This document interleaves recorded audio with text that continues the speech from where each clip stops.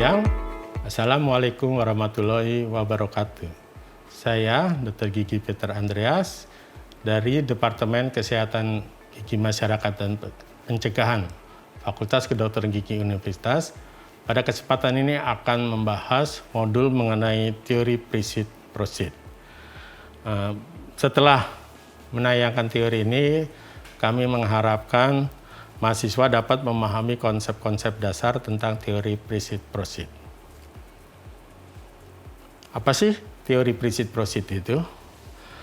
Dikatakan bahwa perilaku kesehatan dipengaruhi oleh faktor-faktor individu maupun lingkungan. Oleh karena itu, memiliki dua bagian yang berbeda. Ini menurut Lawrence Green dan Crater pada tahun 1991.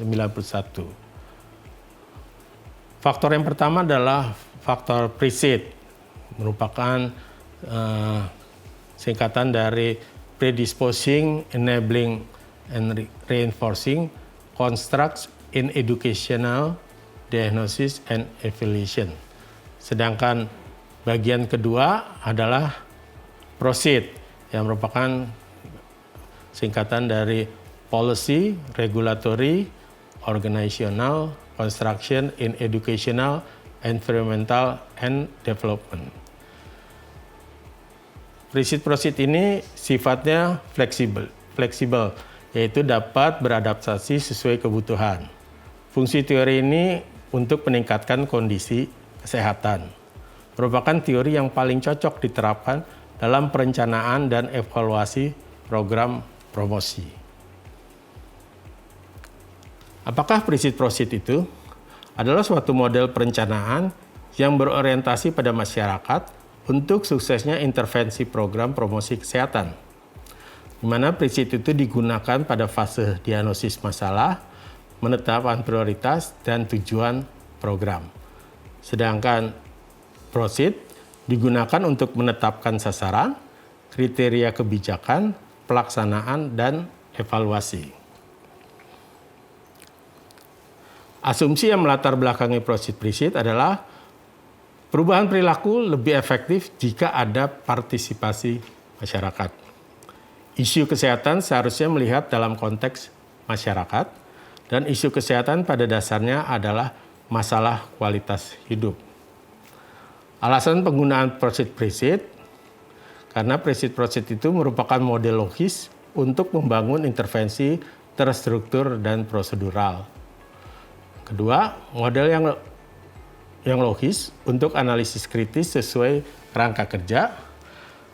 Ketiga, Prisit merupakan model partisipasi sehingga menjamin keterlibatan atau partisipasi masyarakat. Dan yang keempat, Prisit menggabungkan evaluasi pada banyak tingkatan sehingga memungkinkan untuk selalu memonitor dan menyesuaikan evaluasi. Fase di dalam Prisit-Prosit ada 9 fase, di mana pada Prisit ada 5 fase, pada Prosit ada 4 fase. Fase pada Prisit yaitu fase pertama berupa sosial diagnosa, fase kedua epidemiological diagnosa, fase ketiga behavioral and environmental diagnosa, fase keempat educational and organization diagnosa, fase kelima administrative and policy diagnosa. Itu untuk Prisit, ada 5 fase. Pada Prosit ada 4 fase, yaitu fase ke-6 berupa implementation, fase ke-7 process evaluation, fase ke-8 impact evaluation atau output evaluation, dan fase ke-9 outcome evaluation. Nah, ini merupakan bagan atau diagram dari Prisit-Prosit. Yang di atas merupakan Prisit, merupakan fase diagnosis, ada 5, fase 1 sampai 5. Dan yang bagian bawah adalah proses Prosit, ada 4 fase, mulai dari fase 6 sampai dengan fase 9. Itu dikaitkan dengan upaya promosi kesehatan berupa pendidikan kesehatan dan pembuatan kebijakan atau regulasi di dalam organisasi. Dan di dalamnya mengandung, dalam pendidikan itu mengandung faktor predisposisi, faktor penguat, dan faktor pemungkin yang nantinya akan membentuk perilaku dan kebiasaan dan mengubah lingkungannya menuju ke arah kesehatan yang lebih baik yang akhirnya akan memperbaiki kualitas hidup. Ini kita lihat ada fase pertama yaitu sosial diagnosa, menganalisis kualitas hidup individu dan masyarakat menurut penilaian atau diagnosa masyarakat.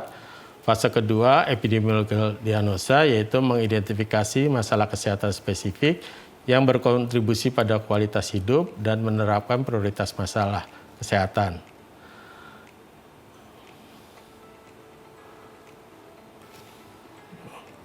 Oke, saya lanjutkan dengan fase ketiga, yaitu behavioral and environmental diagnosis, yaitu proses mengidentifikasi masalah perilaku dan lingkungan yang mempengaruhi perilaku dan status kesehatan seseorang atau kualitas hidup seseorang atau masyarakat.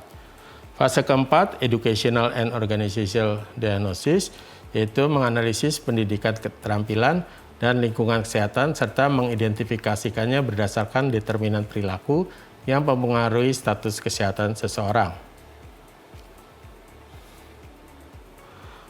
Yang berikutnya kita bisa lihat.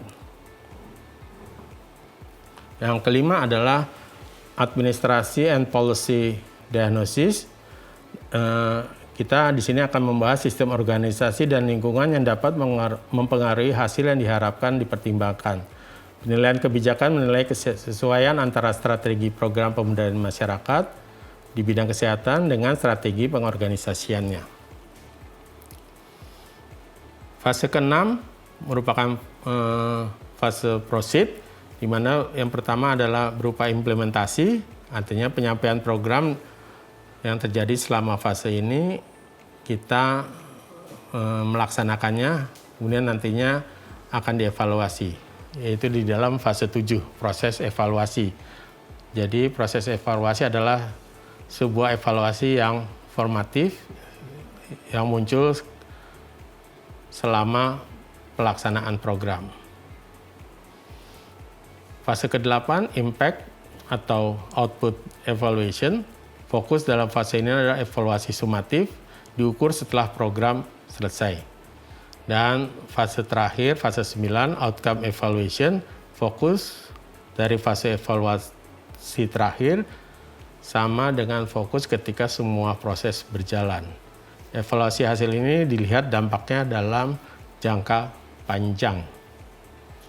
Contoh proceed biasanya UKGS, itu yang kita bisa lihat, merupakan sarana utama dalam rangka peningkatan kesehatan gigi dan mulut anak-anak sekolah. Demikian pembahasan kita yang singkat mengenai modul dari teori proceed. Terima kasih atas perhatiannya. Wassalamualaikum warahmatullahi wabarakatuh.